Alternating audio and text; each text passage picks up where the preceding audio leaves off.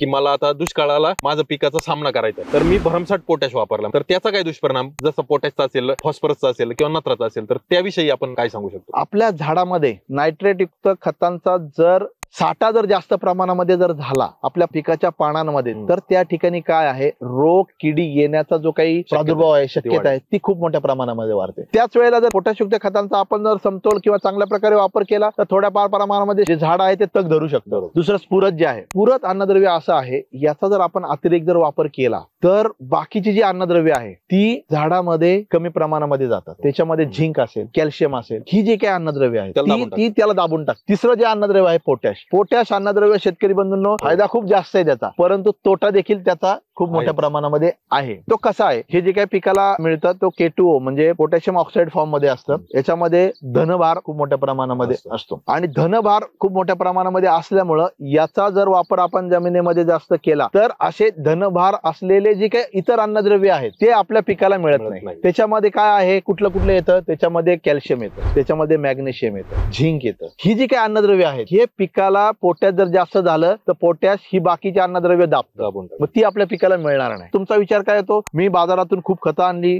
खूप खतं ह्या पिकाला मी टाकतोय, या जमिनीमध्ये खूप खतं टाकतोय, पण मला त्याचा पाहिजे असा फायदा जो आहे तो होत नाही. त्याचं कारण हे आहे की त्याचा असमतोल बिघडतोय. तो आपल्याला साधायचा असेल तर आपल्याला समतोल अन्नद्रव्य व्यवस्थापन जे आहे ते आपल्याला त्या ठिकाणी करणं गरजेचं आहे. ते आपण पुढील व्हिडिओच्या माध्यमातून जाणून घेऊया.